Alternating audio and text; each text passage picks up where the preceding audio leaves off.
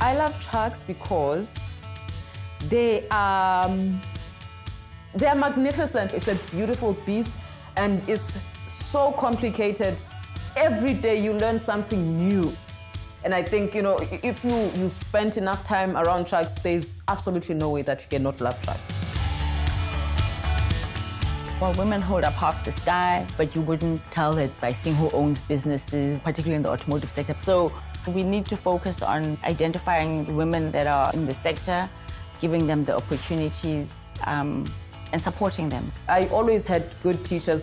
They used to say, just because your parents didn't finish school, just because you see around you that there are kids that get to grade 12 and then that's it, it doesn't have to be that for you. So there was a center for youth called Love Life. I owe most of my youth to that youth center. I was quite involved with their sports. I was quite involved with their motivational speaking, and it kept me disciplined. And then, in matric, I did well enough. I applied for NSFAS, and they gave me a bursary to go to the University of the Free State. So I did my degree there. I enjoyed my student life. It was so eye-opening. I started my career in insurance, surprisingly enough. I started with passenger vehicles in the service department, and then I moved into used vehicles, shadowing the used car sales manager. Within about 6 months into the program, the used car sales manager resigned, and then my mentor offered me the position. I did very well in that position to a point where now I was asked to take care of both used as well as new cars. Then I ran many successful dealerships over the years, including VW for about 3 years, and then I was phoned by a recruiting agency saying that they've got a position with trucks. And then they offered me the position in Pietermaritzburg to head up one of their dealerships. And within a month of being there, I was told, listen, you need to open another dealership now in Pinetown. 2 years down the line, I realized that I would really like to build something, and I would really like to impact people's lives. So my current partner, but then at the time he was a colleague, we registered the company, and then we were on the lookout. There was a rumor that, listen, the dealership in George is going to be sold.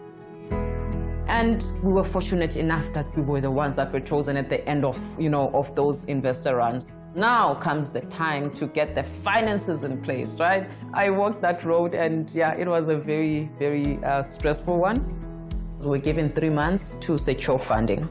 We went with 3 well-known and reputable funding houses, and they were not so shy to tell you that, listen, this process is going to take about 6 months to a year. So I got Nonkovela's number from someone. She didn't know me from a bar of soap. So I asked her, can you please give me some advice? She says to me, Akhona, go to the mirror in the bathroom and tell yourself, I am an MAN dealership owner, and then calm down. It will happen.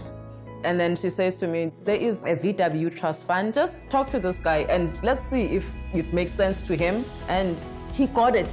He got it.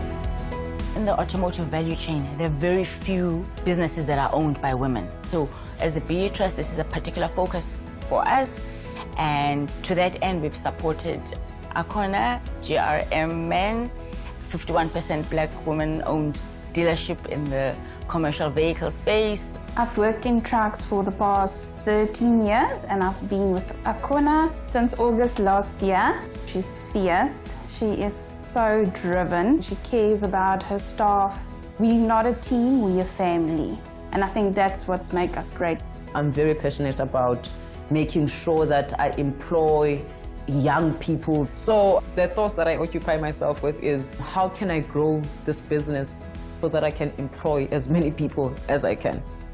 So we aim to strengthen our footprint in this regard, find more and more Black women and women to support in the industry to grow and help them grow their businesses.